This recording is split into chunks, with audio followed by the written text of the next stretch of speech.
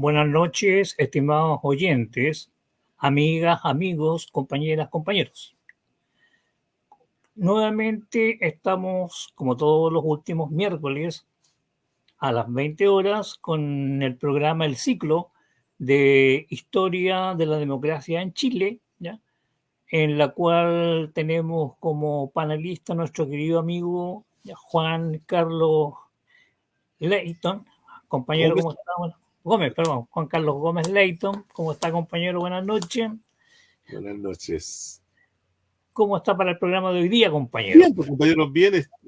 Siempre entusiasmado. El día miércoles para mí es un día de total dedicación a la preparación, a las lecturas que hago previa a la clase de hoy. Así que estoy muy entusiasmado con esta clase que marca una inflexión en nuestro curso porque ya estamos entrando en plena tierra derecha, por decir, hasta llegar a los tiempos actuales. Hoy día salimos en una nueva plataforma porque tenemos un Facebook llamado Radio Marga Marea, pero que no nos permitía entrar porque no cumplíamos los 60 días. Pero hoy día ya por primera vez entramos a Radio Marga Marga. Qué bien. Así que felicidades para los compañeros que nos están escuchando desde el Facebook. ¿Ya? Estupendo, Un estupendo. pequeño resumen, compañero, porque si Sí, no se patea mucho uno. sí, sí. Hemos visto ya desde la colonia, en la cual tú empezaste a relatarnos que había atisbos ya de democracia con los cabildos, ¿ya? Que fueron mucho más democráticos, incluso digamos que las instituciones que salieron después, porque ahí no había restricciones en cuanto a participación de los conquistadores, obviamente, ¿ya? Posteriormente, durante la colonia se crearon algunas instituciones, pero siempre con un sesgo bastante elitista, porque no era toda la población la que participaba, sino que aquellos que tenían ciertas características, dadas incluso por la corona, ¿ya? Para pasar luego a lo que fue la guerra independentista, que fue una guerra civil en la práctica, como tú planteabas, ¿ya? En la cual, digamos, habían chilenos en ambos bandos, ¿ya? Tanto en el realista como en el republicano, hasta llegar, digamos, a lo que fue el periodo entre 1918 a 1927, en el cual, digamos, hay una serie de revueltas, un desorden total, digamos, una anarquía total, ¿ya? Hasta que llegamos a las famosas repúblicas conservadoras o presidencialistas, que surgieron desde 1833 hasta Sí. 1966, 67 aproximadamente, ¿ya? Y en las últimas clases hemos estado viendo ya el surgimiento de lo que fue la clase trabajadora, por no decir la clase obrera, la clase trabajadora, en la cual empieza a tomar un cariz, digamos, importante dentro de lo que fue este Chile republicano, con una serie, digamos, de masacres también de parte de lo que es la élite, ¿ya? Hasta que estamos ahora ya llegando a 1948. Eso es más o menos una síntesis respecto a lo que hemos visto. Compañeros, Bueno, le doy la palabra para la quinta sesión que comenzamos en este momento. gracias por la síntesis. Solamente reiterar algunos elementos que me parecen tremendamente centrales para que se vaya conformando una mirada relativamente distinta o distinta de lo que es la forma como la historiografía tradicional, tanto de derecha, centro e izquierda, ha visto y ha tratado a la historia política de Chile. Yo tengo la impresión de que una de las cosas interesantes que tú has dicho en el resumen es que los cabildos tuvieron en su primer momento de instalación en la sociedad chilena en la forma como emergía la sociedad chilena una participación importante para asuntos de la primera etapa de la colonización o si ustedes quieren llamarlo como debiera ser llamado o nombrado, la ocupación del territorio nacional por parte de los españoles, de los europeos. En ese sentido, es coincidente lo que dice José con lo que plantea Alan Parte, un historiador que él hizo un estudio hace algunos años atrás sobre el cabildo y lo nombró como el espacio originario de la democracia en América. Y fue su tesis para recibirse o recibir el grado o el título de licenciado en ciencias jurídicas por la Universidad de Chile. Alan Parte tiene esa tesis de que los cabildos fueron expresión popular. Sin embargo, también está la posición de Jaime Izaguirre, que también estudia, otro historiador, pero ya no de una orientación liberal o liberal social, como era Alan Parte, sino más bien conservadora, hispanista, es decir, defensor de la presencia de España como estructura civilizatoria sobre este continente. Él dice que los cabildos durante el siglo XVII, que en realidad funcionaban en muy pocos lugares, porque el siglo XVII es parte del siglo XVII y parte del siglo XVIII la sociedad chilena es una sociedad centrada en el espacio agrario, primero en la estancia ganadera, que es una estancia abierta, muy poco localizada la población en ciudades, y posteriormente a finales del siglo XVII y comienzo del siglo XVIII, con lo que es la instalación productiva de la comercialización del trigo hacia el mercado peruano, se inicia el cercamiento de las tierras y comienza a surgir lo que otro historiador, Rolando Mellafe, llamó el latifundio antiguo, y la configuración de ese espacio cultural, de ese espacio económico, de ese espacio religioso, de ese espacio social y económico, que termina siendo la hacienda. La hacienda triguera, que se extiende por toda la zona central de Chile, va a ser fundamental en la configuración de una fisonomía no solo económica, sino política, social, cultural, religiosa de la sociedad chilena. Yo comparto la tesis de varios historiadores, especialmente de José Bengoa, especialmente de Pedro Morandés Kur, como de otros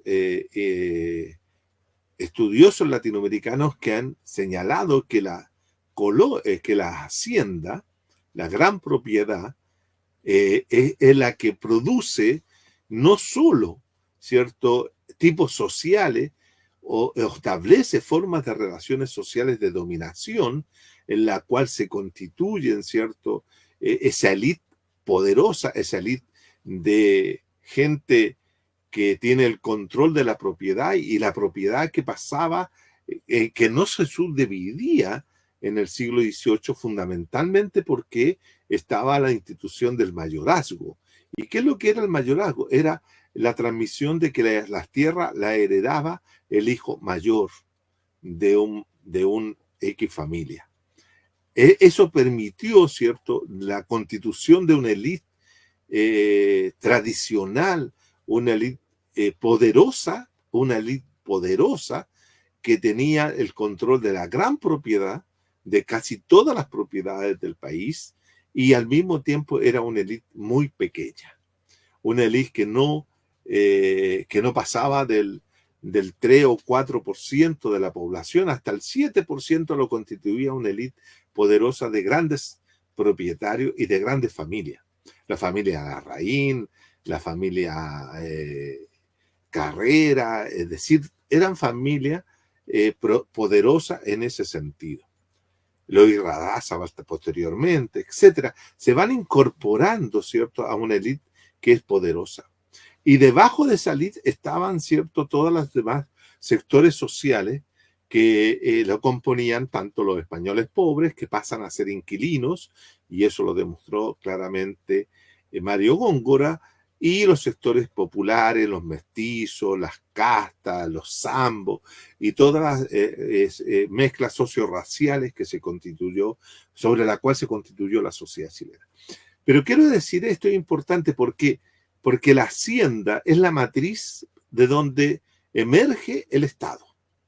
El Estado, yo lo dije en la clase primera, dije yo que el Estado se formaba a imagen y semejanza de la hacienda, estructurada desde una jerarquía social hacia abajo, en la cual el señor hacendado, los señores de la tierra, tenían el control total. Esto posteriormente, a finales del siglo XVIII, comienzo del XIX, se complejiza un poco la élite, fundamentalmente por la incorporación de los mercaderes. Ahora, a finales, durante el siglo XVIII también, producto de la exportación de trigo hacia el Perú, ¿cierto? Se genera una gran grupo de comerciantes españoles, criollos, etcétera, que van conformando una élite que es la hacendada mercantil. Entonces, esa es la élite que construye el Estado. Esa es la élite que construye y que da origen al Estado chileno. Un Estado que se estaba construido, por decirlo de alguna manera, desde abajo por este conjunto de individuos, esta poderosa élite de poder que se hace del poder del Estado y construye el Estado para sí. Construye un Estado para sí. Posteriormente, esa misma élite va a generar una construcción de una nación. Pero lo que quiero sostener es que durante todo este periodo que es el siglo XIX, la hacienda como unidad principal de dominio se va a mantener. Y creo que esto es importante, por lo que viene, por lo que voy a decir en esta clase. La cuestión de la hacienda y su dominio va a marcar la caracterización de la sociedad chilena. Piensen ustedes que ya a comienzos del siglo XIX, diversos movimientos durante el periodo de la organización del Estado, habían sectores que proponían la eliminación del mayorazgo. Eso lo hizo O'Higgins, pero posteriormente la Revolución Conservadora repone el mayorazgo en 1829. Había movimientos que ya se planteaban, movimientos de masa, pequeñitos, por cierto, no que se proponían la reforma agraria. Los planteos que hace Santiago Arco, incluso Francisco Bilbao, se planteaban ya a mediados del siglo XIX también la cuestión agraria, cómo mejorar las condiciones de los trabajadores del campo, especialmente de los inquilinos, etcétera, que Claudio Gay lo había descrito, ¿cierto?, como verdaderos siervos de la tierra, que estaban adscritos a la tierra, aunque técnicamente y legalmente no era así, pero ellos estaban ahí pegados a la tierra y dependían de la buena voluntad del señor de la tierra, de estar o no en un predio, en una hacienda, etcétera. Y también estaban los peones gañanes, que también ha sido estudiado muy exhaustivamente por otro historiador, que es Gabriel Salazar, en ese libro extraordinario que se llama Peones, Labradores y Proletarios, que es como mostrar la sociedad agraria. Que Chile fue siempre una sociedad profundamente agraria.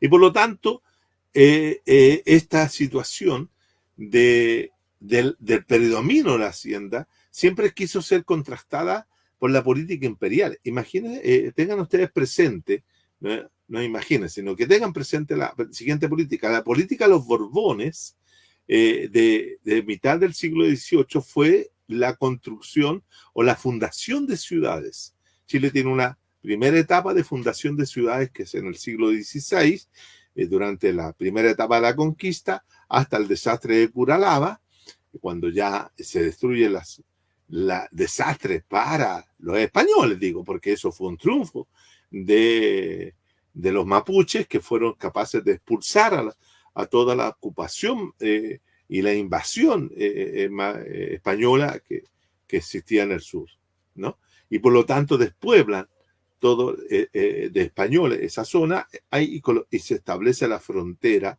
en el río Biobío y se crea el ejército, el primer ejército estatal, que es el que va a custodiar la frontera norte, que es donde está Concepción, ¿cierto? Frente a la frontera sur del Biobío, que es el dominio total e inclusivo del pueblo mapuche. Por lo tanto, Chile quedaba reducido entre el despoblado Atacama y la ribera norte del río Biobío por el sur. En ese espacio, ¿cierto?, existía el predominio de la hacienda y por esa razón la política de los Borbones, con una política de modernización, va a decidir, ¿cierto?, fundar ciudades en el siglo XVIII. Y ahí se fundan, ¿cierto?, San Fernando, Talca, Chillán, y hay una serie de ciudades que se fueron fundadas a partir de ese momento, ciudades que hay que decirlo, eran pequeñas aldeas en la cual la corona privilegió, ¿cierto?, el asentamiento de sujetos que tuvieran como la particularidad de ser artesanos, es decir, para ir desarrollando un tipo de ciudad de carácter habitada por artesanos y no que se dedicaran solo a la comercialización de productos agrícolas, hortalizas, sino que fueran, ¿cierto?, más urbanos. Esa es una situación que también se va a prolongar de 1850, cuando comienza esta política de fundaciones de ciudad hasta bien entrado el siglo XIX, y la política de concentración de la población en ciudades es un rotundo fracaso para la corona, porque no logra desarticular el predominio rural de la hacienda. La hacienda sigue siendo fundamental. Y la hacienda, ¿cierto?, va a ser proveedora también de la gran mano de obra que va a salir de peones, gañanes, ¿cierto?, que van a salir a echar a andar la tierra, a vagar la tierra, a vagabundear, o también se van a transformar ya tempranamente en bandidos, bandoleros, etcétera, que van a recorrer la tierra y que son los que van a irse en una migración hacia el norte para ir a trabajar en las guaneras y posteriormente en el salitre, y otros van a llegar tan lejos como California o Australia, cuando se producen, ¿cierto?, el descubrimiento de oro en California. Los chilenos llegaron por allá también. Y se iban los barcos con productos agrícolas u otros hacia San Francisco, y allá los barcos tenían que regresar casi vacíos, no solamente de mercadería, sino también de hombres, porque la mayoría de esos se quedaban en California para hacer la suerte de la búsqueda del oro. A tal punto de que los chilenos influyeron tan fuerte en toda esa zona que hay en México hay un baile que se llama la chilenera, que es justamente un baile que fue llevado y mezclado, se hizo una fusión cultural musical en esa zona, y surgió ese tipo de ritmo que era influenciado fundamentalmente por chilenos. Bueno, está todo el mito que hizo Neruda con Juan Murieta. Bueno, ya, eso es para otra situación. Pero estoy resaltando en esta primera parte el carácter agrario de la sociedad chilena. La constitución del hombre moderno que se va a constituir, el sujeto moderno que se va a constituir a final del siglo XX y comienzo final del siglo XIX y comienzo del siglo XX, va a tener una extracción netamente agraria.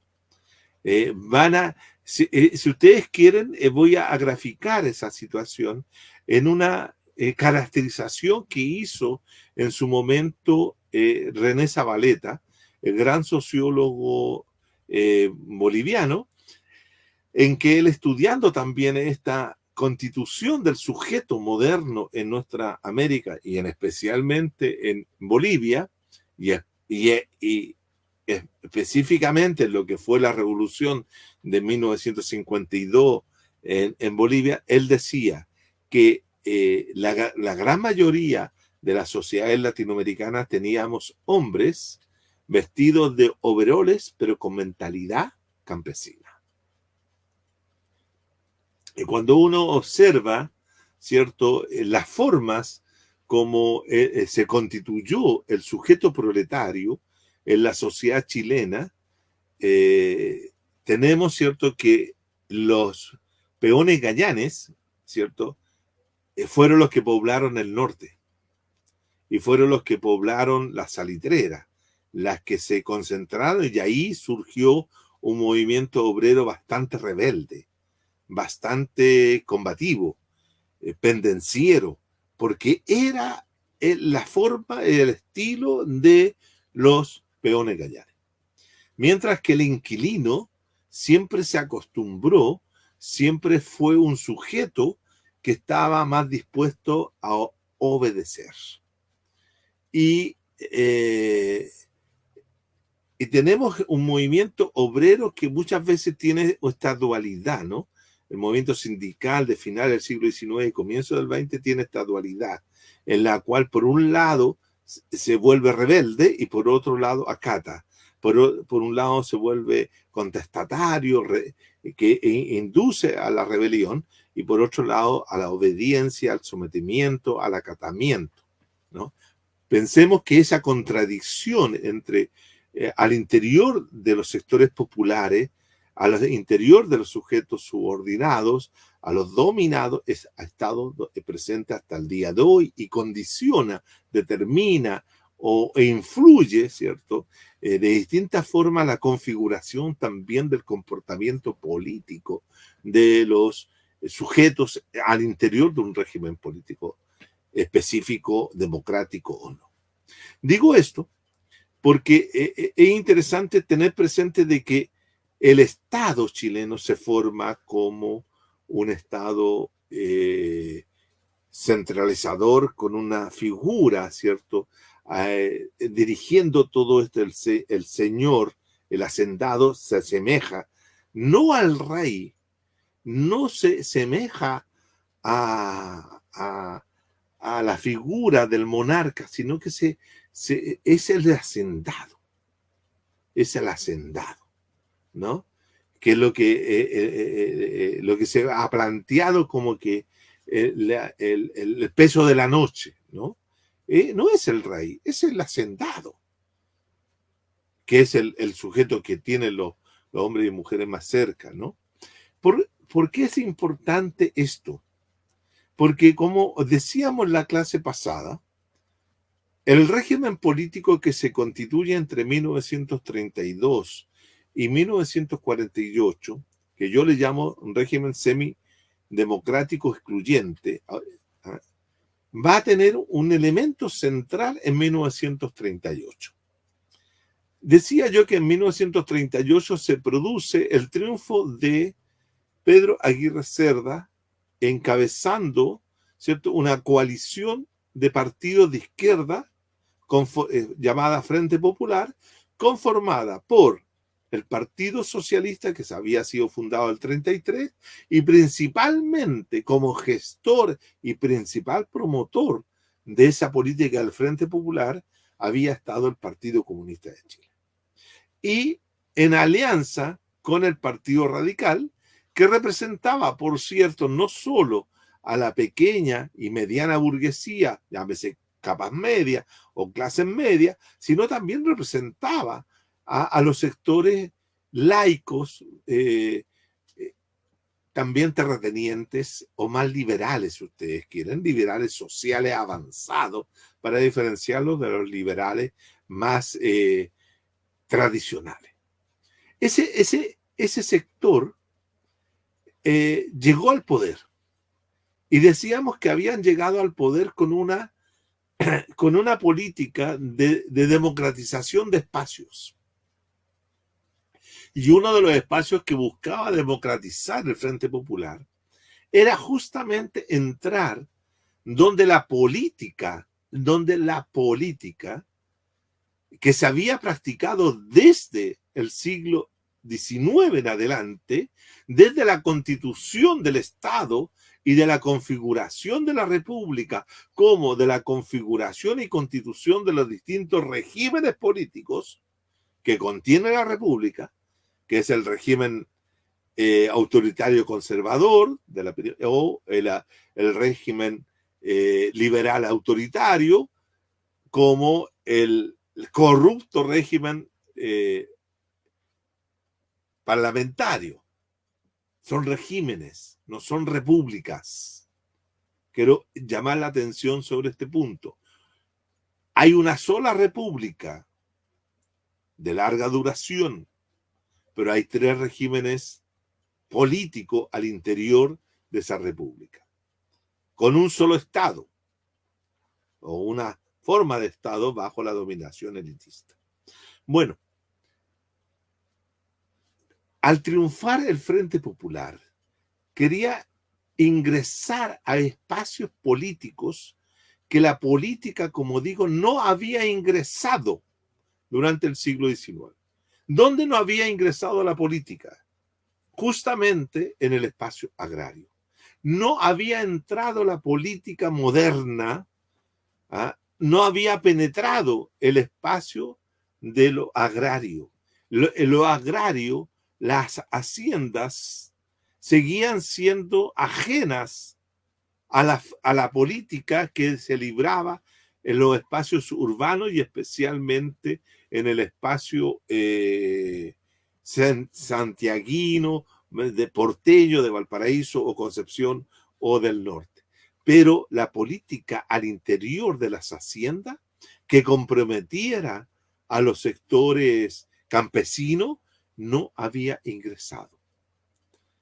Y por lo tanto, el Frente Popular buscaba entrar y incorporar a la población agraria, especialmente a los campesinos y peones y otras personas que laboraban y trabajaban en el mundo agrario, a la, comilla, modernidad. Si bien es cierto, muchos movimientos campesinos habían algunos movimientos se habían realizado por campesinos en la etapa del 31, del 21, que fue uno de los primeros momentos en que la Sociedad Nacional de Agricultura reclamó al presidente Alessandri por actividades que estaba realizando el joven y Nobel Partido Comunista en las zonas agrarias, y la cual decretó, cierto, Alessandri Palma, la salida de todos esos agitadores, como les llamaban en ese momento. Y después vienen a otros levantamientos como el Ranquil, pero que no pertenecen, digamos, a una gran rebelión campesina. Y yo estoy totalmente claro de que en Chile no hubo rebelión campesina, o no hubieron rebeliones campesinas como se dieron en otros lugares.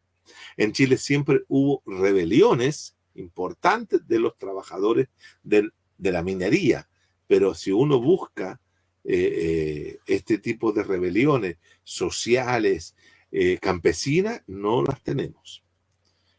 O son de grupos muy pequeños, pero no tenemos un gran estallido de rebeliones. Por lo tanto, llevar la política hacia el mundo agrario era también transformar a los campesinos en sujetos políticos de la sociedad chilena, porque hasta ese momento estaban excluidos.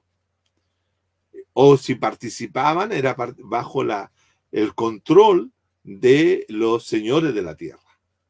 Y aquí es donde se produce uno de los elementos más significativos y más fundamentales de la historia política chilena.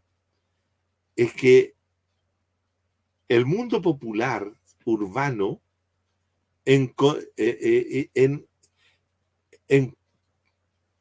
en concomitancia con los sectores burgueses modernos e industriales, hacen un pacto de dominación.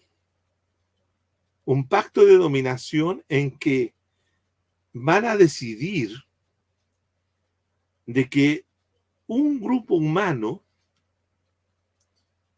va a quedar fuera de los procesos de modernización o de los procesos de incorporación de los sujetos a la ciudadanía. Y se decide, como decíamos la vez pasada, establecer un acuerdo. Los acuerdos en política pueden ser totalmente firmados o implícitos. Pueden ser reglas formales como reglas informales. No tiene que haber habido un papel donde se firmó aquello, sino un acuerdo en la cual, cierto, el gobierno lo recordábamos, cierto, la vez pasada, el gobierno de Pedro Aguirre Cerda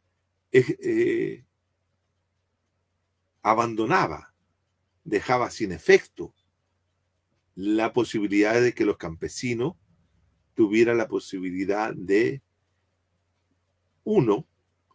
que el Código del Trabajo de 1931 fuera aplicable al interior de las faenas agrícolas, cosa que no se permitió por parte de los grandes terratenientes. 2, que se pudiera haber sindicalización campesina, tampoco.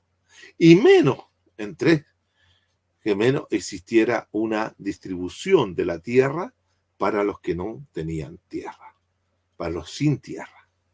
Es decir, ese pacto que se estableció, según todos los estudios que hay, en función de apoyar el proyecto de industrialización sustitutiva de importaciones que da lugar a la creación de la Corfo, de la Corporación de Fomento de la Producción, que es la que se va a hacer cargo de iniciar procesos de industrialización, de crear, por ejemplo, la Compañía de Acero del Pacífico, CAP, en Huachipato, o desarrollar una serie de iniciativas en ese sentido, en una relación público-privado, como se podría decir hoy día, en que el país entra en un proceso de industrialización importante.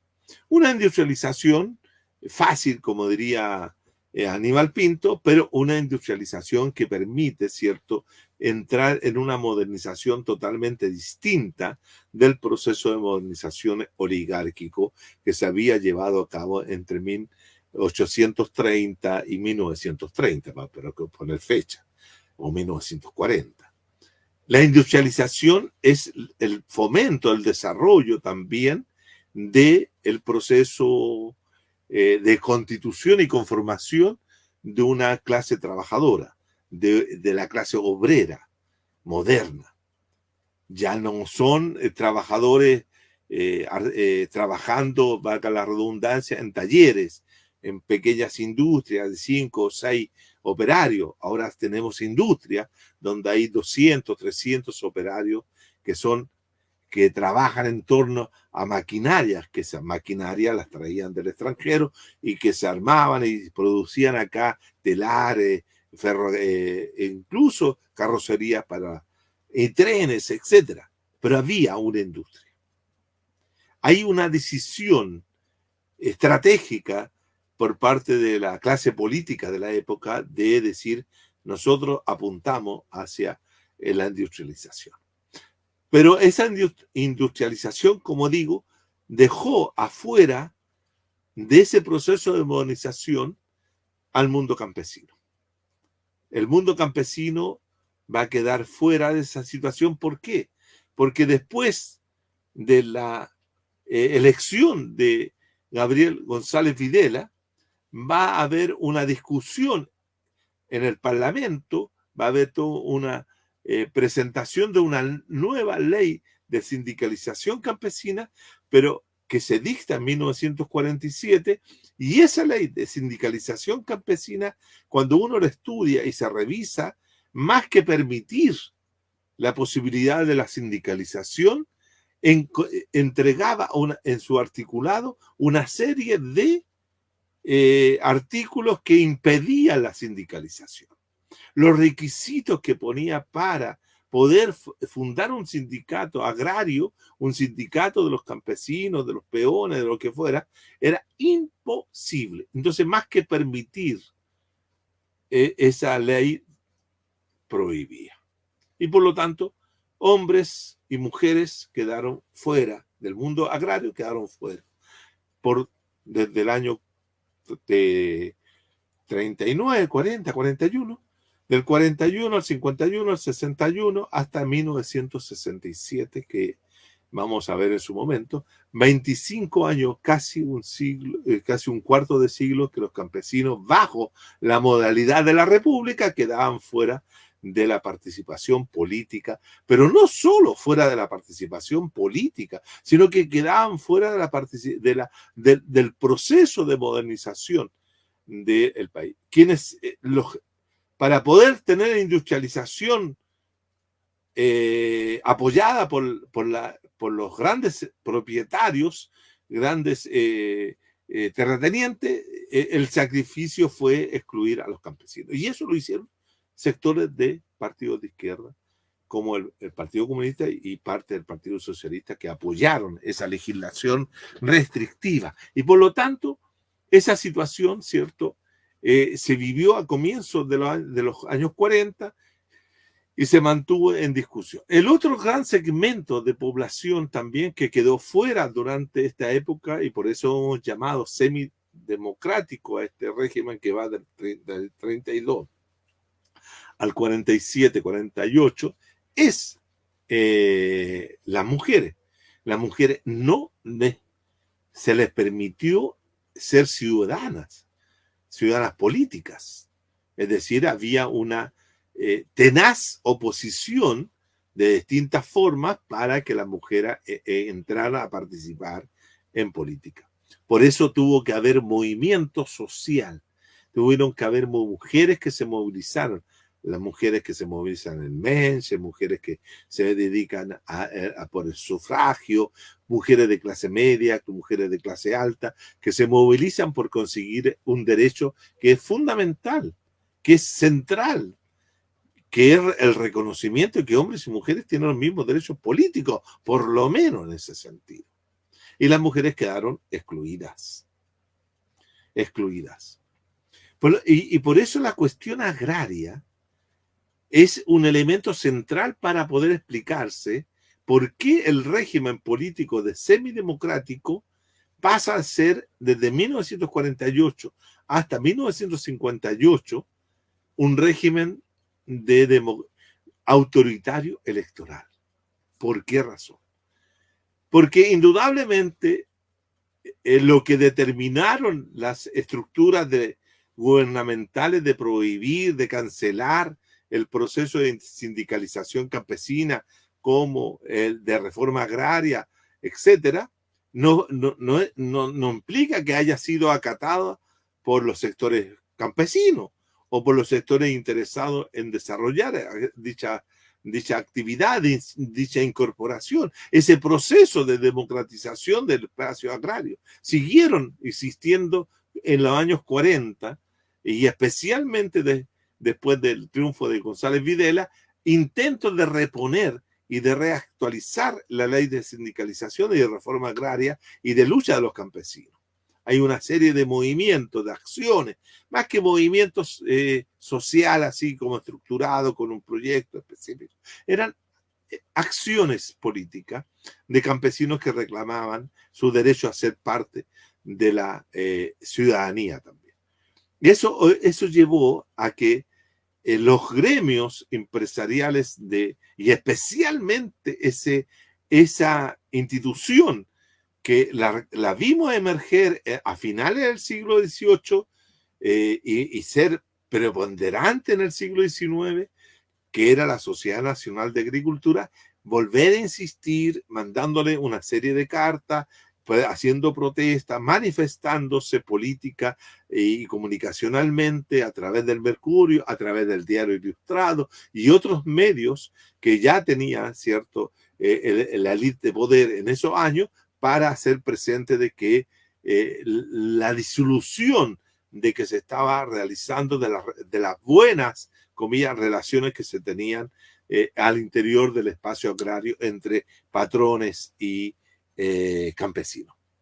Y esto era por esta prédica, ¿cierto?, malvada, comillas, de la malvada de los sectores de izquierda y especialmente del Partido Comunista, como también de anarquistas que se comenzaron a visitar la zona agraria después de despoblar el norte, llevando la rebeldía nortina a la rebeldía campesina, ¿no? Recorrieron desde Santiago hasta Valdivia, organizando esta serie de acciones colectivas campesinas para lograr la ciudadanía. Eso llevó a que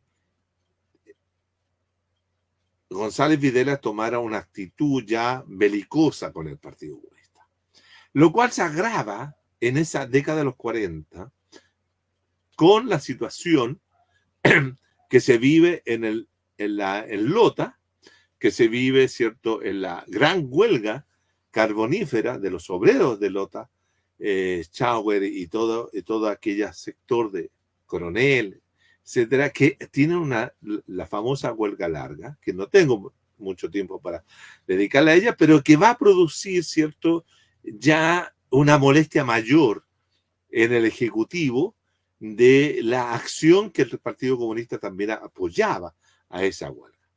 Y más encima, téngase presente un tercer factor que va a ser el fin de la Segunda Guerra Mundial y el reordenamiento de la política internacional, la configuración de estos dos polos, el sistema bipolar, ¿cierto?, en que ya comenzaba a desarrollarse aquello que era la Guerra Fría y que la confrontación entre la Unión de Repúblicas Socialistas y Estados Unidos. Y Estados Unidos, que consideraba, ¿cierto?, desde la doctrina Monroe, el año pasado se celebraron los 200 años de la doctrina Monroe de América para los americanos, como se resume, había ingerido, había tenido incidencia, había tenido intervención permanente sobre los asuntos políticos de América Latina. Y por lo tanto no veía con buenos ojos que después de la derrota del nacionalsocialismo, de la fortaleza de la Unión Soviética y la constitución, ¿cierto?, de el espacio, ¿cierto?, de los socialismos, comillas, que se va a conocer después como los socialismos reales, ¿cierto?, que en América el Partido Comunista tuviera alguna injerencia en el gobierno. Y entonces se inician una serie de intentos de reprimir a los partidos comunistas, no solamente de Chile, sino también de Brasil, en Paraguay, en Uruguay. Entonces tratan de sacarse de encima a los partidos comunistas y por ende, ¿cierto?, hay un comunicado del Departamento de Estado norteamericano pidiendo a González Videla que pusiera o dejara de tener alianza con el Partido Comunista en el gobierno. Veía con malos ojos Estados Unidos que el Partido Comunista estuviera en el gobierno.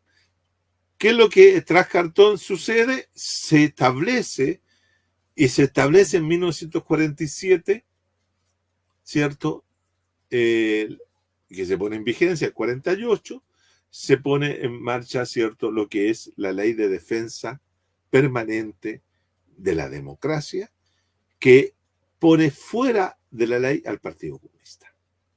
El Partido Comunista sale en base de estos tres factores que hemos dicho. Uno, el factor agrario. La cuestión agraria a partir de 1938-39 se transforma en una cuestión fundamental de la historia política chilena, porque ahí se juega el poder de las élites. Y las élites logran establecer este pacto de dominación, en el cual el pacto de dominación implicaba no tocar el espacio agrario, ni convertir a los campesinos en ciudadanos políticos. Esa era la reserva electoral, si ustedes quieren, la reserva electoral que la derecha va a tener para que el Partido Conservador, el Partido Liberal, como también parte importante del Partido Radical, tengan representación parlamentaria que les permita tener un elemento que es fundamental en los regímenes políticos, que es tener derecho a veto. El Partido Conservador, el Partido Liberal y el Partido Radical, especialmente sus alas que respondían a los intereses de los grandes terratenientes, tenían derecho a veto. ¿Y cómo tenían ese derecho a veto? ¿Y cómo lo ejercían? En la Cámara de Diputados, en la Cámara de Senadores, pero era producto del cohecho, de la manipulación de los votantes campesinos. Hay un tremendo libro escrito por Rosario Stabile que se llama Sentimiento Aristocrático. Ese libro es un relato de historia oral de las grandes terratenientes, las cuales, ¿cierto?, a su vez entregaban ciertos testimonios de cómo ellos obligaban a los campesinos, obligaban a sus trabajadores a asistir a los actos electorales para que votaran por el candidato del Partido Conservador, por el Partido Radical o por el Partido Liberal. Es un libro testimonio que muestra cómo, ¿cierto?, el dominio del espacio agrario le permitía a la derecha contar con el poder político electoral para poder tener representación en las cámaras del Parlamento y así controlar, a pesar de que los gobiernos podían tener alguna posición progresista, controlar el cambio político, ponerle veto al cambio político. Eso es muy interesante porque eso anula cualquier posibilidad de competencia política, anula cualquier posibilidad de que la representación sea adecuada, que la representación responda a los intereses de aquellos que están votando, y teníamos ciudadanos, comillas, que en vez de podían votar, teníamos hombres que podían votar, pero no elegir porque ya estaban decididos. Eso en ninguna parte es un acto político, electoral, democrático. Eso es la imposición autoritaria de un grupo de personas sobre otro. Por lo tanto, eso niega inmediatamente el carácter democrático del régimen. Por eso yo decía, no basta con tener elecciones para que puedan ser calificado un régimen democrático. No, las condiciones en las cuales se desarrolla el acto electoral, que se supone dentro del pensamiento moderno, ¿cierto?, contemporáneo, que el acto moderno es una manifestación del voto, es un acto soberano, ese acto soberano seguía estando expropiado, confiscado, retenido, negado por el poder de las élites terratenientes. Eso es lo que demuestra que esta élite que tiene más de 500 años de existencia, la élite chilena, la élite de poder,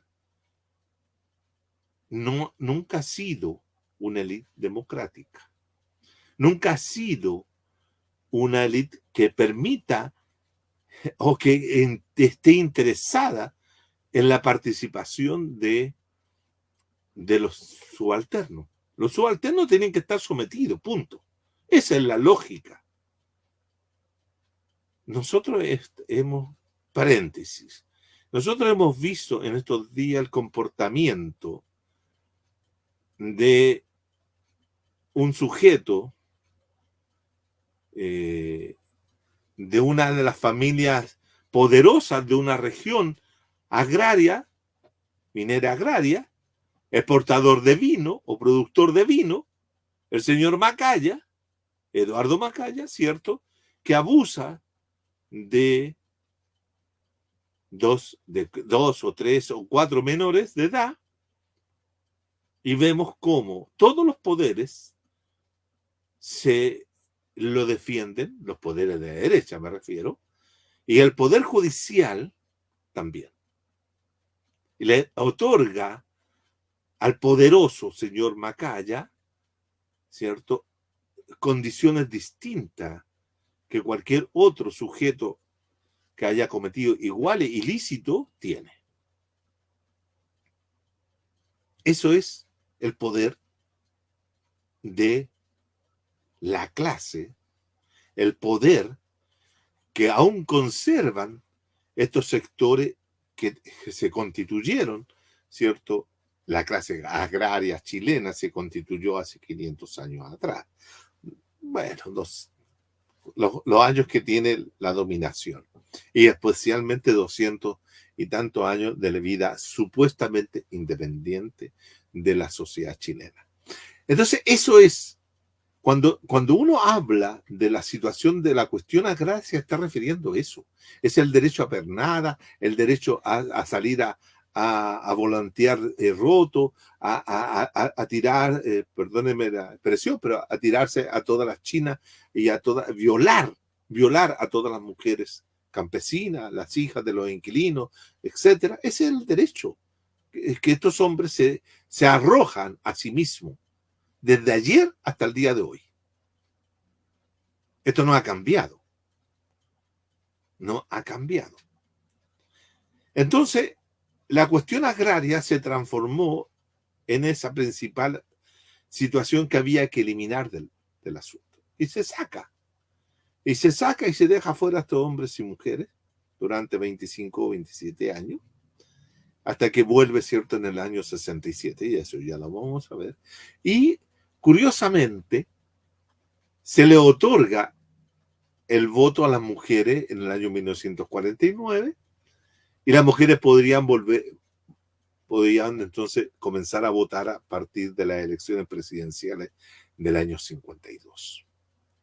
Pero este régimen, que para muchos historiadores y sociólogos políticos y para muchos analistas políticos, ven a la democracia chilena como un continuo desde 1932 al 73, ¿cierto? No solo excluyó a los comunistas, no solo persiguió a los que dedicaban, ¿cierto?, a proseguir el proceso de democratización rural, no solo perseguía a los dirigentes sindicales, que en razón de acusarlos como que atentaban a la ley de democracia, de permanente de la democracia, no solo ejercía la censura, sino que entraron y destruyeron las fuerzas policiales, la policía política del gobierno de González Videla, como también del gobierno de Carlos Ibáñez, entraron a destruir las prensas donde se imprimía el diario El Siglo. Por lo tanto, generando una limitación a la libertad de expresión y de información, etcétera. Entonces, eso es lo que a mí me lleva, a diferencia de todos los demás historiadores, analistas, conocidos que existen, a sostener que este periodo que va del 47, 48 hasta 1958 como un régimen esencialmente autoritario electoral. ¿Y por qué más encima es autoritario? Porque crea un campo de concentración donde se recluyen todos aquellos que son acusados por infringir supuestamente la ley de defensa permanente de la democracia, y son recluidos en un centro de reclusión que es en Pisagua. Pisagua es el lugar donde se encierran a dirigentes comunistas, a dirigentes sociales, pobladores, a trabajadores, etcétera, acusados.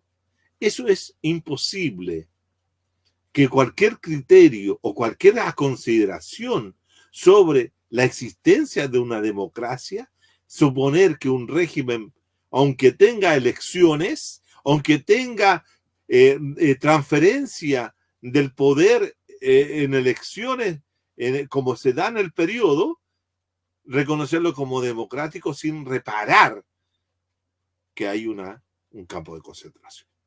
Por lo tanto, en Chile, en ese periodo, en 1900, no hay un régimen democrático. Es lo que yo digo, se involuciona desde un régimen semidemocrático excluyente a un régimen autoritario electoral. Eso es lo fundamental. Ahora, el tema, ¿cómo se destraba este régimen? ¿Cómo se produce el cambio de régimen político? Porque aquí también tenemos que ver que el régimen político va a cambiar a partir del año 58. Del año 58 va a haber un cambio. Y que lo que yo digo, ahí entramos en un régimen democrático todavía excluyente, no semi, sino que democrático, pero sí, todavía sigue siendo excluyente entre 1958 y 1967. Esa va a ser nuestra clase del próximo miércoles 31 de agosto. Lo que yo quiero señalar que el hecho que hace cambiar el régimen es una gran manifestación social. Es una gran salida a la calle de hombres y mujeres que estallan en un momento en contra de todo. Era un malestar que se había venido acumulando entre los años 40, 45, 46, 47, ¿cierto? 48. Es un malestar que también en esa época se había producido una serie de manifestaciones, una serie de azonadas, una serie de motines, en la cual uno de los motines tremendamente importantes es lo que yo denomino el motín de los barrios, que parte, ¿cierto?, por una situación de que no había determinados productos, había escasez de aceite, de azúcar, etcétera, producto también de la situación de la guerra, y se produce un motín en la cual los pobladores invaden y saquean, ¿cierto?, centros comerciales donde supuestamente estaba acaparada el aceite, el té, el azúcar, etcétera, bienes de primera necesidad, y se comienza en el barrio Franklin y se distribuye por toda la ciudad de Santiago, por toda la zona urbana de Santiago. Eso es lo que yo denomino, ¿cierto?, la rebelión de los barrios, que tenían como elemento sustantivo, ¿cierto?, el descontento o incluso la miseria y hambre de los sectores populares y los sectores trabajadores. También está el famoso motín de la chaucha por el precio del precio de la locomoción colectiva, y así uno puede encontrar distintas situaciones.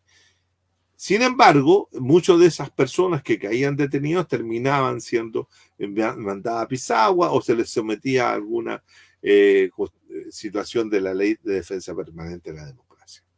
Pero el 2 y 3 de abril de 1957 estalla uno de los motines, uno del levantamiento, una de las acciones colectivas populares de mayor envergadura que se había producido desde los años 30 a la fecha. El 2 y 3 de abril ha sido muy poco estudiado, o era muy poco estudiado hasta hace un tiempo, y que se repone durante la época de la dictadura. La revisión histórica del periodo permite reconocer que allí hubo una inflexión política importante.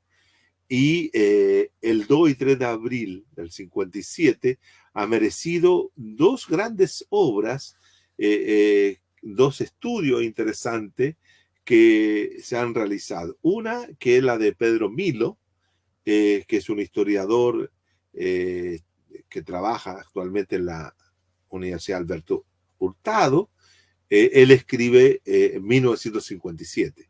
Es un gran trabajo, inmenso trabajo, que yo tal vez lo diga y muchos se van a asustar por la cantidad de páginas. Su tesis doctoral tenía más de 1500 páginas y quedó en un libro que se publicó Lon como en 700 o 800 páginas. Es un libro, pero fabuloso para entender el comportamiento de los sujetos que salen a protestar en ese momento. Y también recientemente hay un libro de Luis Tingelmann, que también es sobre el 57, que más ya es una narración que busca instalar otro tipo de interpretación. Pero, ¿qué es lo interesante? También Gabriel Salazar, en su libro La violencia política, la Grande Alameda, también recoge en 1957. ¿Por qué es importante para mí 1957? Tal vez por diferentes razones. A la de ellos, a la de Milo, a la de Salazar, o la de Tingelmann.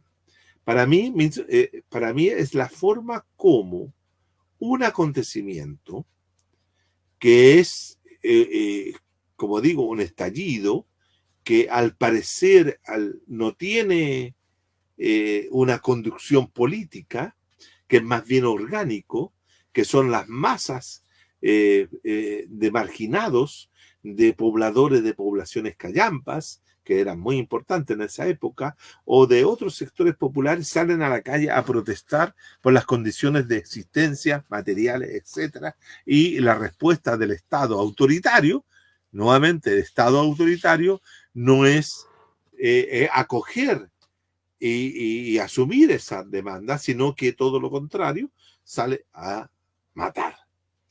Es un Estado que igualmente que el Estado de 1890, de 1907, es un Estado que hace exactamente lo mismo. Frente a una protesta masiva, sale a matar.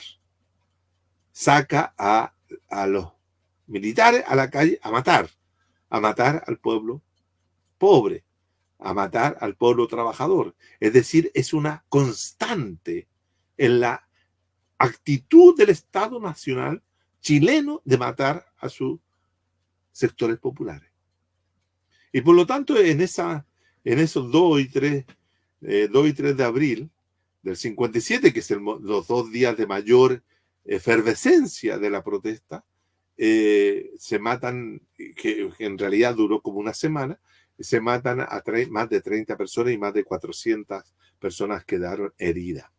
Matan a estudiantes que eran a una secretaria, creo, a la secretaria de la Federación de Estudiantes de Chile, de la FECH, etcétera. Pero ese es el dato, matar. ¿Cuál es la consecuencia directa de lo que es ese accionar colectivo popular de protesta? Gracias al hecho de que había una izquierda constituida, una izquierda poderosa, electoralmente hablando, una izquierda que la representaban ciertos sectores especialmente conducidos por el FRAP, por el Frente de Revolucionario de Acción Popular, aunque a algunos le sacan la R, le dicen simplemente Frente de Acción Popular, pero era Frente Revolucionario de Acción Popular, que dirigía en ese momento Salvador Allende y que dirigía el Partido Socialista, que ya estaba un Partido Socialista que al principio había estado apoyando a Carlos Ibáñez del Campo en 1952, en contra incluso de la candidatura del presidente Allende, que se había presentado en el 52 por primera vez.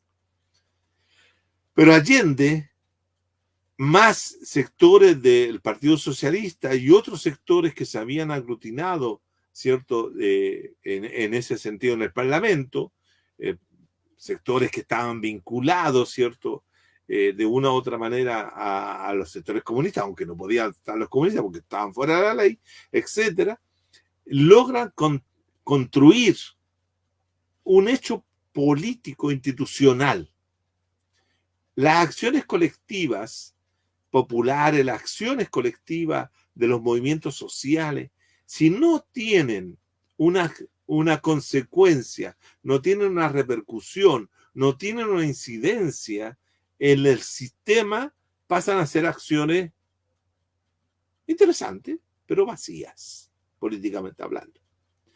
La accionar de esas manifestaciones que tenía que ver con la alza, que tenía que ver también con las condiciones materiales de la vivienda, que tenía que ver con la ley de defensa permanente de la democracia, etcétera, y otras cuestiones, van a ser recogidas por el Frente de Acción Popular, por el FRAP, y llegan al Parlamento, se conforma en el Parlamento, porque hay una izquierda allí constituida, poderosa, se conforma una organización que se llama Bloque por el Saneamiento de la Democracia. ¿Y qué es lo que se propone ese bloque? Fundamentalmente, disculpen, mejorar las condiciones del régimen político, abrir el régimen político, terminar con la ley de defensa permanente de la democracia, establecer un registro único de los votantes, establecer la cédula única de votación, es decir, el voto, establecer la obligatoriedad del voto para todos, etcétera. Eso sin duda va a significar que a partir de 1958 se negocian en 1957, durante el año 57, pero como en el año 1958 hay elecciones, se establece de que todas esas condiciones van a entrar a, especialmente algunas después de la elección. Pero ya en 1958 no va a haber cohecho. No va a haber venta de voto. El voto va a estar controlado por el Estado. Y es el Estado el que va a tener que dar garantía de ecuanimidad. Es decir, ahí se produce una inflexión. Pero si esa inflexión, estimados y estimados compañeros y compañeras, no se habría producido sin una vinculación entre movimiento social, acciones colectivas de masa en las calles, lucha, ¿cierto? Y resistencia, si no hay una orgánica, si no hay una estructura política que pueda lograr establecer toda esa demanda en un cambio institucional, en el establecimiento de nuevas reglas y de nuevos procedimientos que permitan que puedan haber mejores expresiones políticas. Y expresiones políticas y electorales. Y evitar, por ejemplo, que se siga manteniendo la censura, que se siga manteniendo la restricción al derecho de reunión, que se siga manteniendo la restricción a la libertad de asociación, que el voto por fin se pueda volver el voto en un elemento transparente y que no sea cohechado ni manipulado por los grandes sectores y especialmente los terratenientes. Es decir, el régimen político, producto de esta acción colectiva, es posible que se abra y se inicie a partir de 1958 esta nueva etapa del régimen político democrático. El régimen político democrático que se va a volver semidemocrático porque a pesar de todos los avances va a seguir siendo excluyente porque todavía, ¿cierto?, no se permitía entre el año 58 y el año 67 todavía no se permite la sindicalización campesina y tampoco se permite, ¿cierto?, la votación a los hombres y mujeres analfabetas. Todavía se les excluía.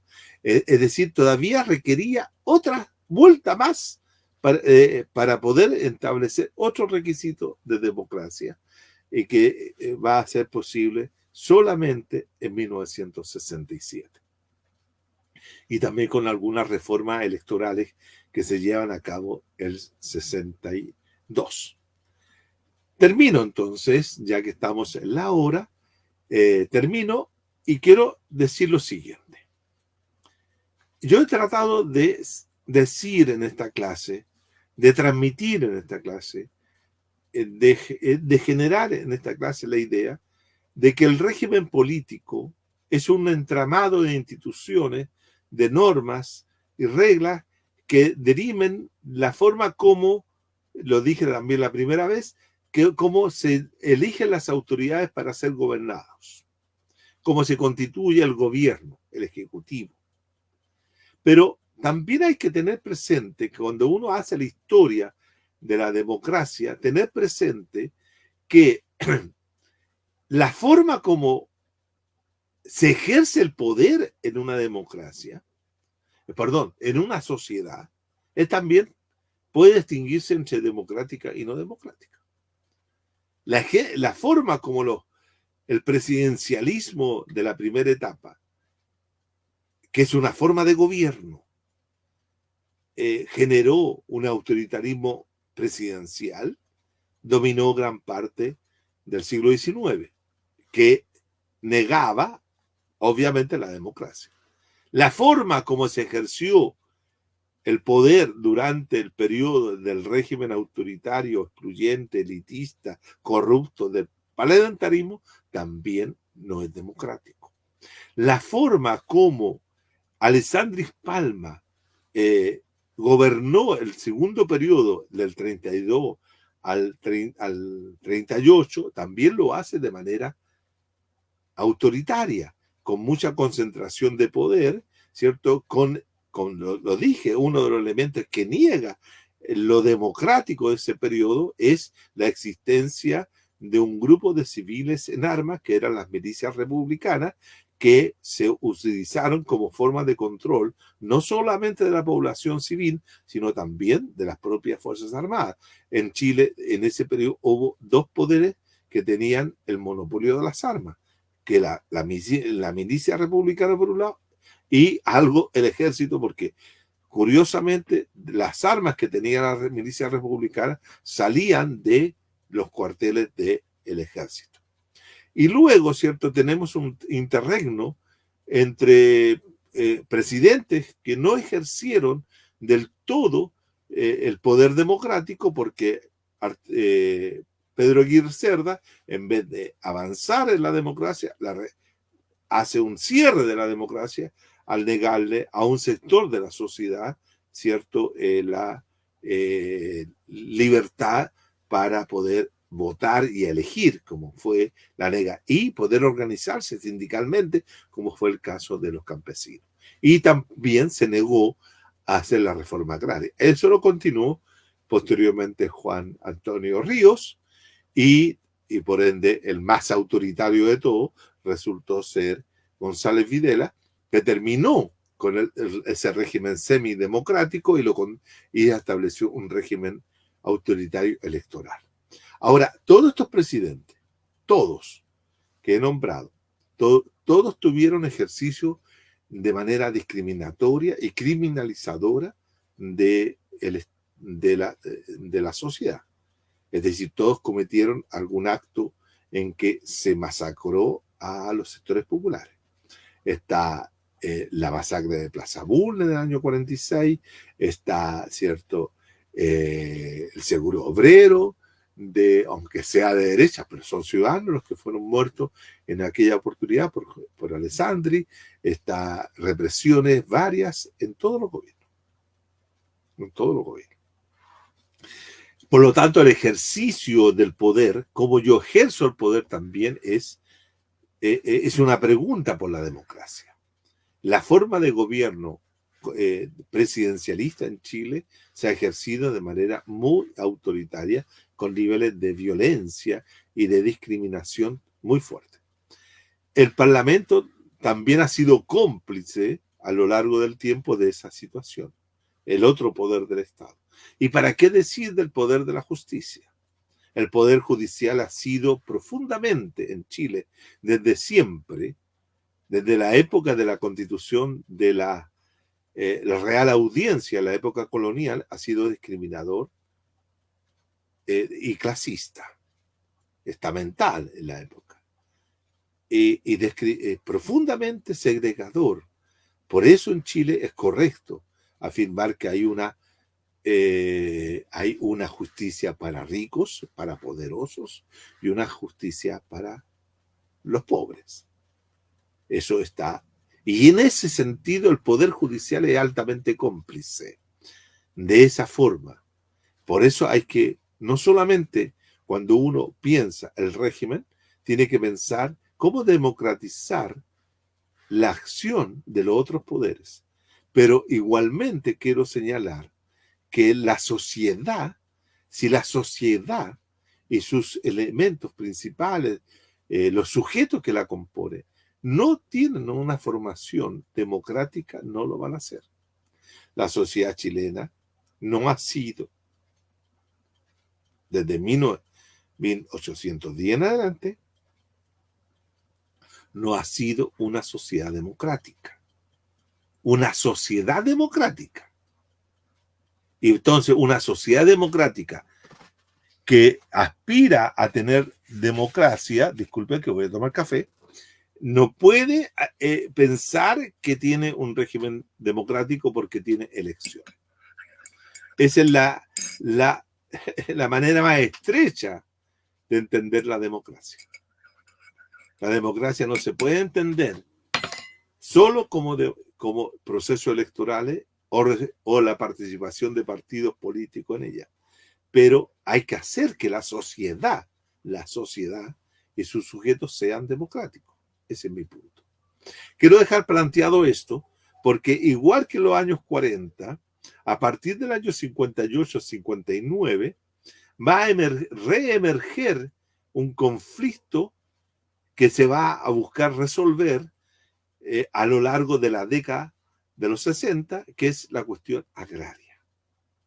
La cuestión agraria es la clave para entender el porqué de el año 73. Volvemos entonces el próximo miércoles 31 con el periodo que va entre 1958 y 1967 para explicar cómo se va a producir, ¿cierto?, el proceso de democratización plena del régimen político a partir del 67 hasta el 73. Es decir, cuando tuvimos democracia plena en Chile, régimen político democrático pleno, es decir, donde se cumplían las 7 u 8 requisitos fundamentales o centrales que ha establecido Robert Daly, nuestro modelo, se cumplieron en esa época, en solo 6 años. Nos vemos la próxima semana.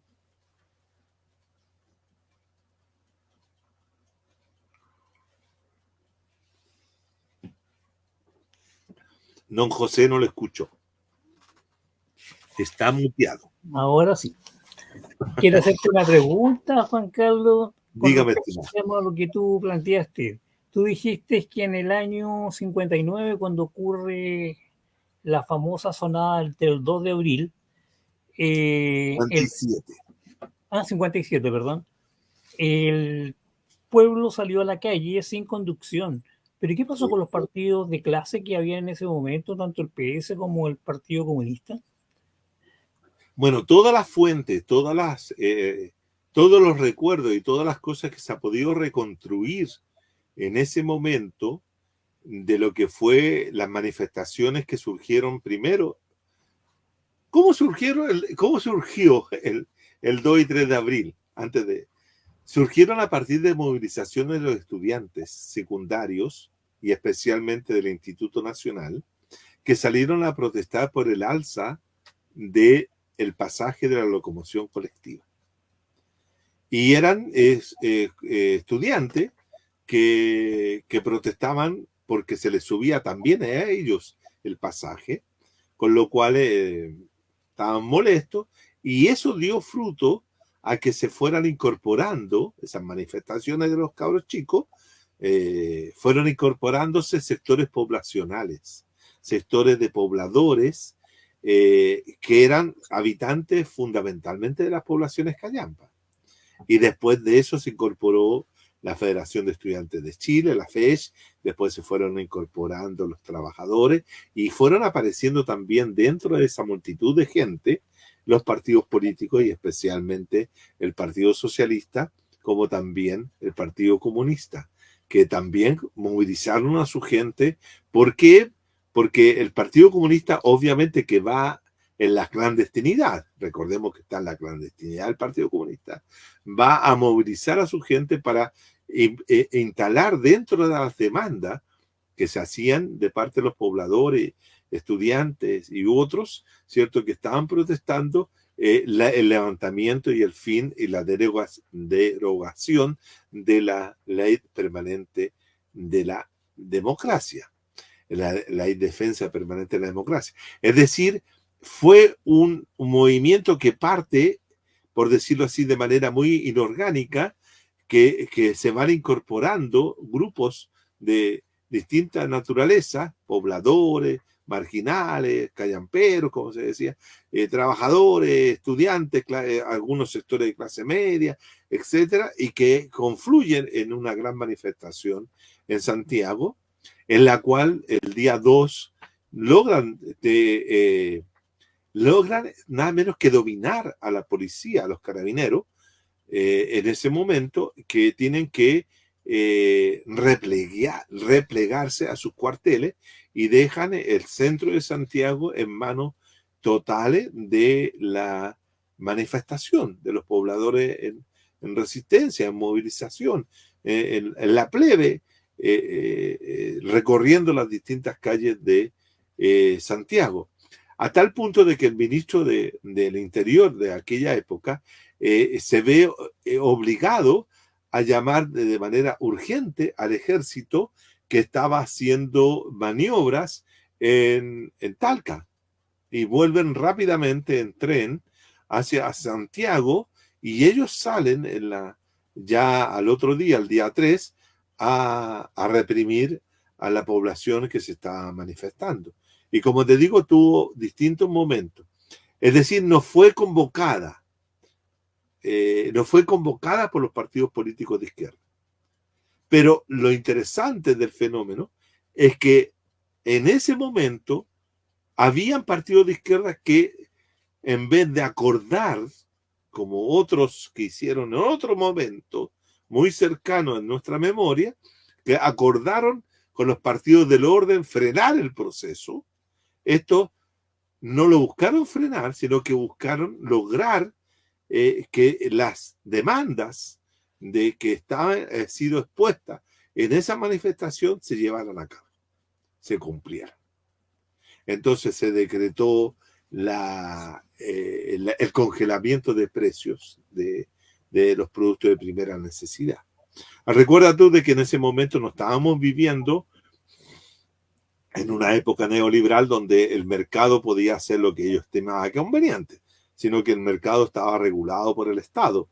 Ahí existía la DIRINCO, la Dirección de Comercio, que antes había sido un subsidiariato de subsistencia, que tenía el control de los precios.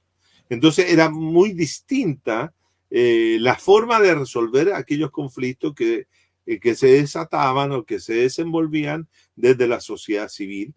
Pero lo que yo quiero llamar la atención en respuesta a tu pregunta, que los partidos políticos de izquierda, especialmente el Partido Comunista, el Partido Socialista, que estaban en un proceso de unificación, el Partido Socialista, el 57, estaban en ese proceso, asumen esas demandas y las representan y las discuten y se las plantean al viejo dictador, en este caso, Carlos Ibáñez del Campo.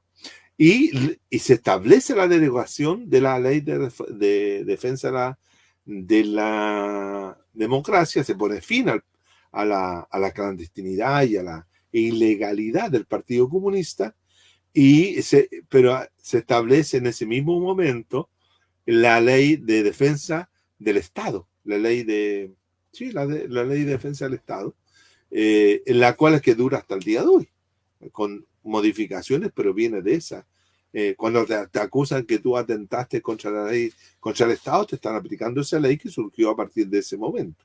Es decir, el Estado chileno nunca ha dejado de tener mecanismos represivos y de criminalización de la protesta social. Eso también nunca el Estado chileno ha permitido y ha protegido la protesta.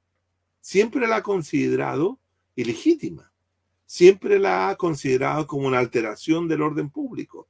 Nunca la ha encontrado como una manifestación democrática de los ciudadanos que tengan la posibilidad de salir a la calle. En menos en esa época. Porque tú vas a ver que a partir de ese momento se crea también unidades especiales de las fuerzas de carabineros. La experiencia es crear el grupo móvil, que también tuvo una gran actuación durante la década del 60, producto también de ese proceso, de la salida de una zona, porque el 2 y 3 de abril del 57 es una de las azonadas más importantes de las que se han producido en Chile, semejante, yo diría, al fenómeno de las protestas nacionales del 83 en adelante, e incluso semejante o muy parecida a lo que fue la azonada, el motín o la revuelta de octubre del 19. Es decir, en ese plano está, pero lo que quiero llamar la atención es que esa tiene incidencia. Quiero llamar profundamente la incidencia. ¿Por qué? Porque habían un grupo de personas que recogen. Acá, ¿qué sectores recogieron las demandas del octubre del 19, por ejemplo? No hubo sectores. Y si las fueron, fue encontrar un mecanismo que en vez de potenciar ese proceso, lo vino a apagar, que fue lo que concordaron el 15 de noviembre de 2019, el grupo de partidos del Partido del Orden, que acuerdan el proceso constitucional, que es una forma de encauzar el asunto. Pero que eso no terminó en nada finalmente. Acá por lo menos termina en una apertura, se abre una puerta. Y que toda esa puerta que se abre va a ser tremendamente significativa para entender el proceso que se vio del 67 al 73. No sé si le doy una respuesta adecuada o no, compañero.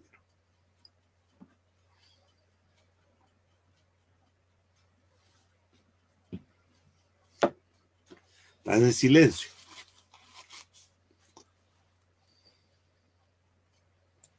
Ahora sí, me quedó clarísimo y también me quedó claro que tanto el comienzo de la zona del abril del 57 es muy parecido, digamos, con el asunto que ocurrió el 18 de octubre del 2019, Exacto. En el cual los estudiantes, por el alza de los pasajes, salen a la calle y después se pliega, digamos, la masa.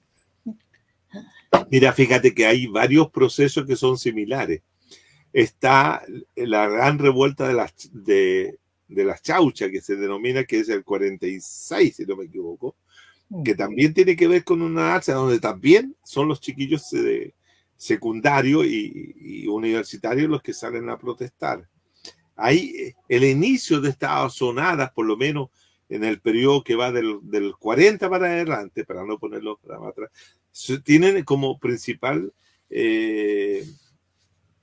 protagonista los estudiantes secundarios, especialmente los estudiantes del Instituto Nacional y de otros colegios emblemáticos de la zona central de Santiago. Mientras que, por ejemplo, en el 46 se produce una matanza en una concentración que era organizada por el Partido Comunista, donde muere Ramón Parra.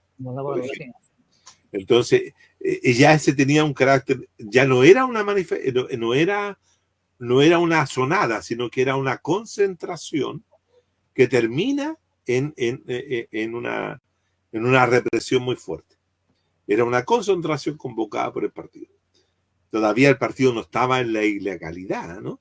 Todavía podía participar, ¿no? Claramente en esas acciones. Por eso digo, el Estado chileno nunca ha permitido que la población pueda manifestarse en espacios abiertos, libres, espontánea o organizadamente. Siempre terminan matando.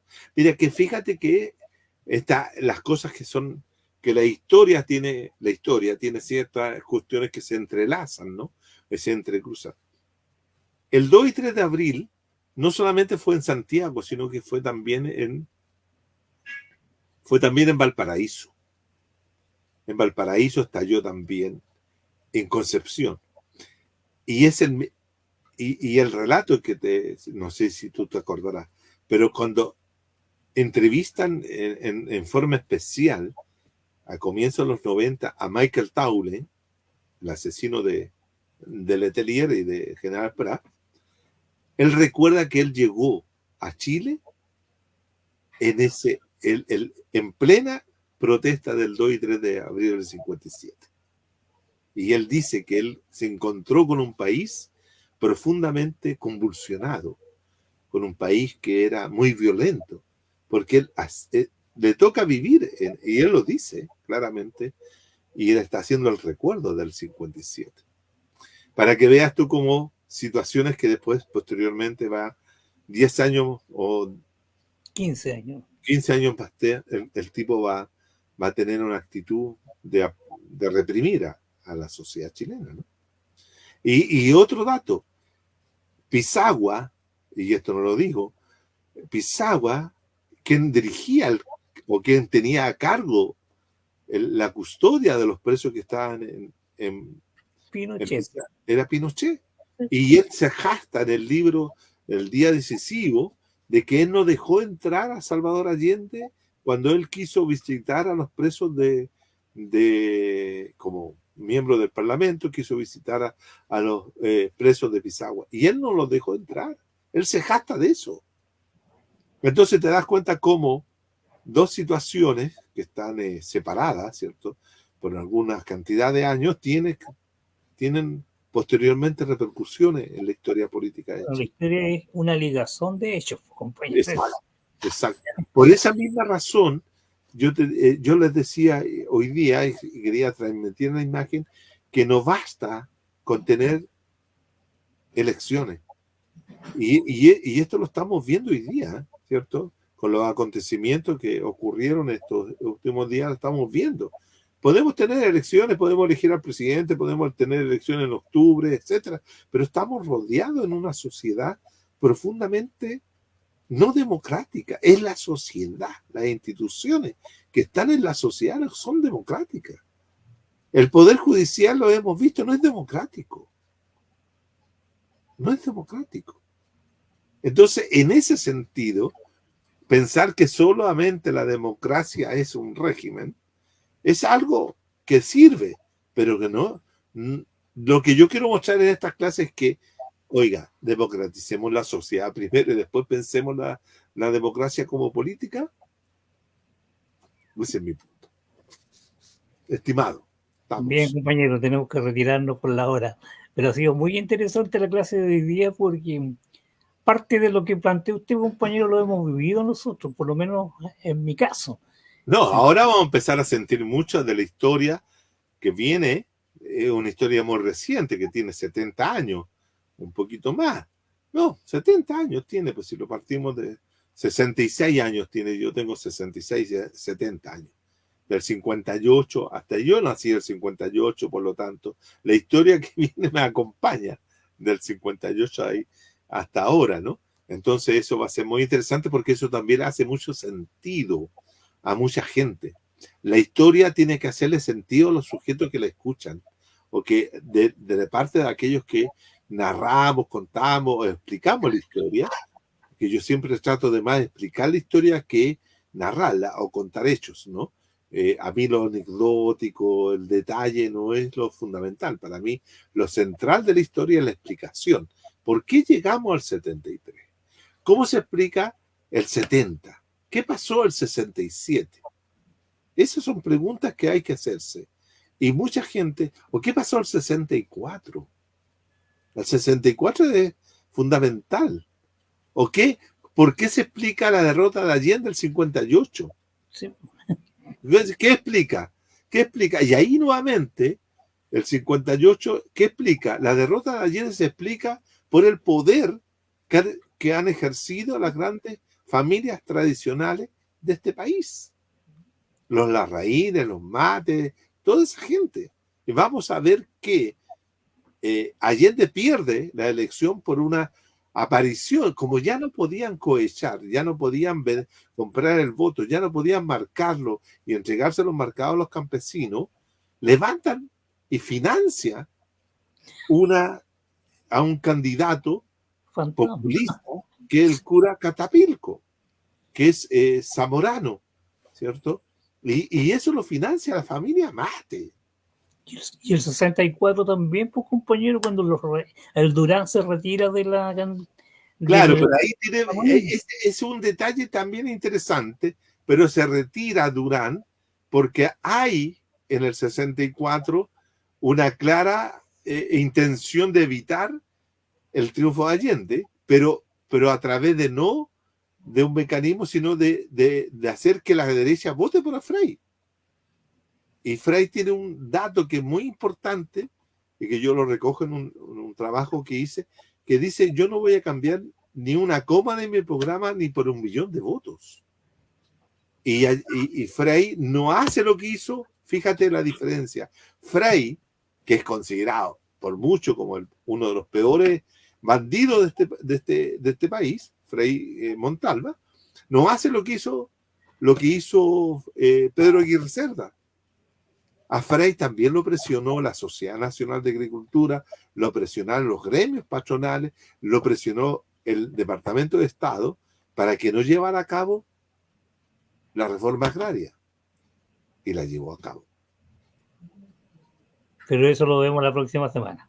Por eso hay que dejar siempre el misterio. Ya, compañero, un abrazo y nos estaríamos viendo. Muy bien. Gracias a ustedes. A la misma hora. Nos vemos el próximo miércoles. Que estén muy bien. Chao, chao.